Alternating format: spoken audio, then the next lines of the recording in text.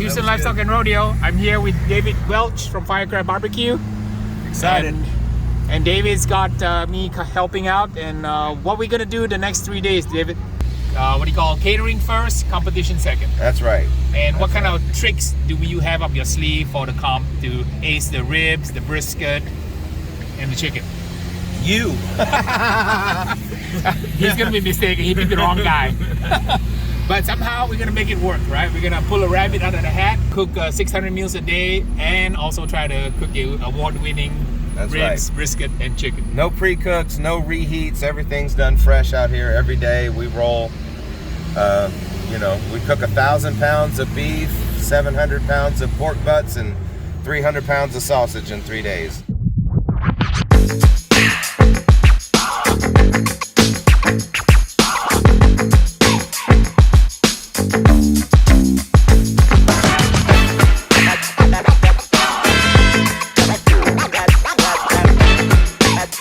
That's the main stage where they will be calling the winners of the Houston Livestock Rodeo World Champion BBQ contest. And David, this is a non-sanctioned contest, right? So right, this is their own kind of special thing. Yeah, so in terms of judging, we've got to kind of get our judging kind of strategy going because it's not going to be like this traditional IBCA, KCBS type judging. No. So what are we cooking falling off the bone, maybe? I think soft bite through. I think bite through on the ribs. The chicken's the real different one because we need to cook a half chicken. So you think a debone half chicken galantine would work? I think that's risky. I don't know what they would do with that. First, number one in Gordon Blue School, so you definitely know how to do a galantine chicken. That's right. We'll just tap it for execution. Execution. We'll just pay attention. Okay, here's home for the next 3 days, Firecraft BBQ. Hi, I'm Jennifer Joswick and I'm in charge of the Dutch oven dessert. And I'm making a bourbon pecan praline cheesecake. This is called the Dutch oven dessert, so we have to cook like they used to with coals underneath, coals on top, and the dessert goes in. So I'm gonna make the cheesecake in it and then I'm gonna chill the cheesecake in it. So this is just a little Weber Old Smoky. And I've used the chimney to heat up my coals, and then I take my coals and I put my coals up underneath and I put coals on the lid. Because it's a little extra cold, we have to use a few extra charcoal briquettes. About 1 briquette for every 25 degrees, but when it's cold like this, you've got to use a little extra. So folks, this is how you bake a cake in a Dutch oven on a Old Smoky. And the Old Smoky is from made in Texas? I have no idea. No idea, okay. Anyway, we're at the Houston Livestock and Rodeo. Jennifer is the main chief cook on the dessert entry, and she's got a Dutch oven cake going. Gonna do a proprietary blow off the hot coals. In this particular case, I'm just using some matchlight because it's easier out here in the heat and the wind. Okay. All right, so use your matchlight charcoal. Matchlight charcoal. Best of luck. Thank you. Okay, hello there. Nice to meet you. How are you? I'm Harry, and I'm shooting some footage about the international teams. Well, we are Brazilian, so we have a totally different way to do barbecue. We do churrasco, but we are learning for a little bit of years now. How to smoke barbecue. We're going to do like some surf and turf. We're going for something more for the special place, right? Yeah, this is special. Okay. We bring the best of Texas. We come and go to different smokehouses to try Texas okay. style, Texas flavors. Not only Texas. We go to Alabama. We go to Mississippi. We go to Tennessee. We go to Kentucky, Illinois. Wow. Okay. We always go for everywhere to try because food is infinity, flavor is infinity, and flavor is always amazing, isn't it? Cheesecake's about ready, and Chef Jennifer is going to show us how it's done here. So it cooked for an hour. It cooked for 45 minutes, and then I turned the heat off and let it sit for an hour. And you'll notice it's still jiggly in the middle. Ooh, yeah, I love that jiggle here. Mm-hmm. So it sat for an hour. It's going to sit out for an hour, and then it's going to go in the fridge. So many processes. Yes. All for cheesecake perfection. Low and slow for cheesecake perfection. Come on.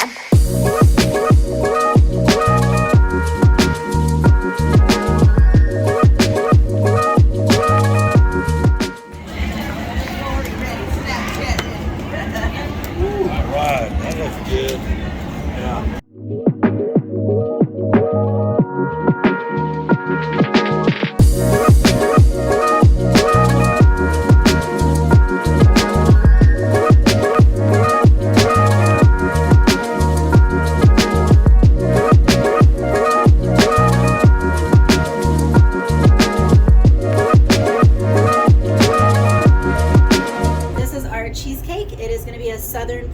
pecan cheesecake with a pecan shortbread cookie crust. It was cooked in the Dutch oven, so you'll notice it didn't brown. And then I do use only egg yolks, not actual whole eggs when I make mine. But this is what the finished product is gonna look like. That was a sample that we made of a larger one with the praline topping. The secret addition to win the World Championship for chicken, this is my special way of making homemade stock, and that is going to be some of the secret sauce that wins this thing. We roast the chicken, we put all kinds of good seasonings and flavors in there. Of course we use a mirepoix, but I'm not gonna tell you what else is in there. And then we take the bones, we debone them and debone the chicken, and we cook it down for several hours until we get the perfect essence of chicken. We're making the pecan praline topping. It's got butter and sugar and maple syrup and heavy cream and all kinds of good stuff. It'll have pecans in it. And these are the pecans. Those are the pecans. They've already been flavored up and toasted. And they get added right at the end. And we're just going to let that go and let that butter melt. And we're trying to make an actual praline topping, not pralines. So it's almost like a cross between caramel and pralines.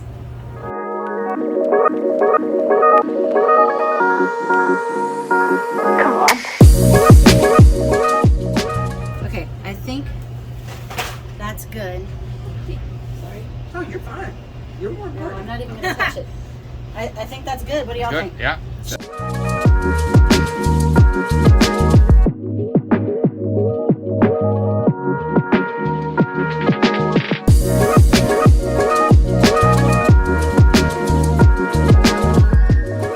We're going to go ahead and prep the chicken. This is a Houston Livestock and Rodeo. So you can notice the tag.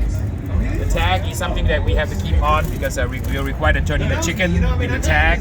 So I'm going to do a spatchcock chicken. All I did was cut away the backbone. And I'm now going to score the breastbone here like that. Just crack it a little bit gently like that.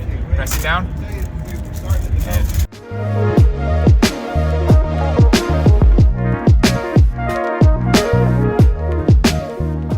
the chicken is out and the blotchiness is there, so we got a few problems we need to fix, but that's why we do testing. So today we're testing more for flavor than anything else, but I need to go and fix a few things.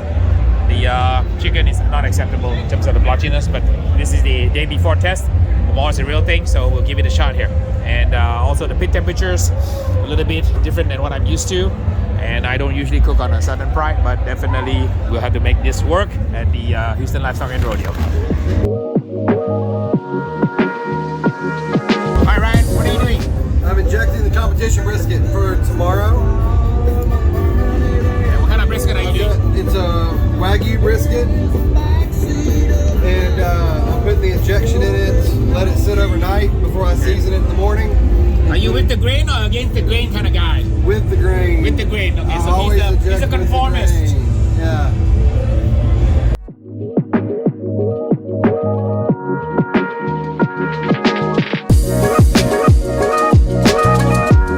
Alright, chicken prep here, and we're gonna get the chicken ready for the Houston Livestock and Rodeo. Got my little chicken rub. Thank you. So what's the process you're going to take with these chickens? We're gonna go ahead and season them overnight, get a little bit of a brine, and cook them to perfection tomorrow morning.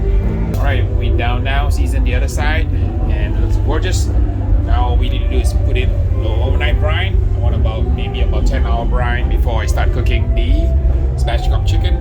We're gonna cut it in half, present it in the box, and send it to the judging tent at the Houston Livestock and Rodeo.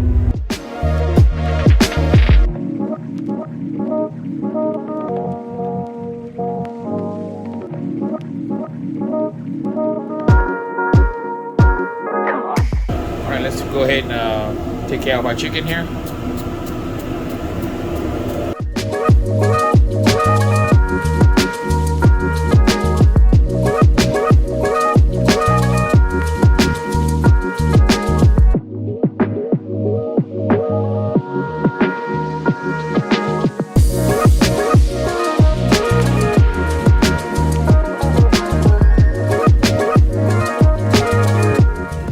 The brush would work better, and a dry mop is not the right device to use.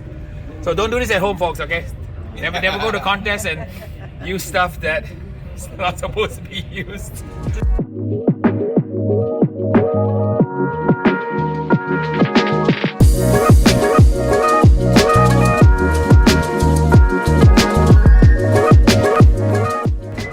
It's now, come on, 10:20. Okay, do another 3 more minutes. All set. Use that gel.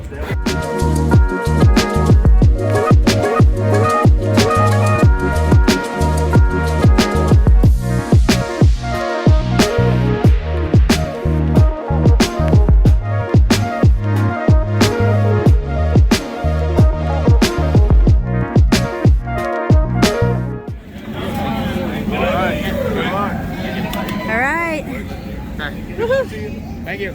So Chef David Welch from Firecraft will show you his empanada and papayot cordon bleu style of wrapping brisket here.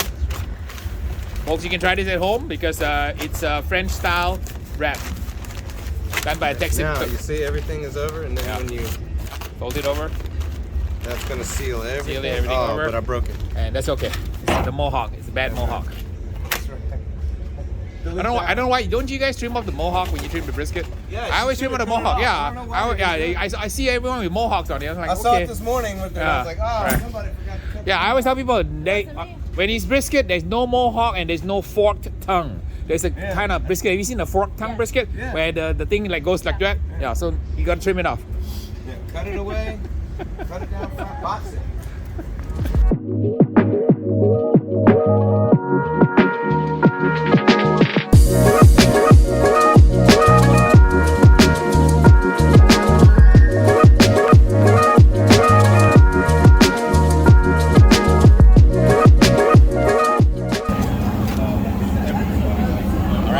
Okay, good luck to you guys. Thank you. Okay, thank you very much. All right, money. Money.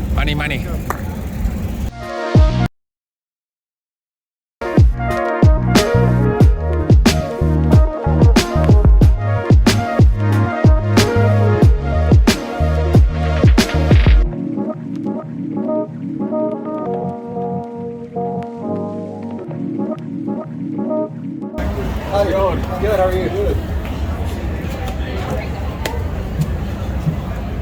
That's awesome, guys. Thank good you. luck. Thank you. Pretty good, Terry.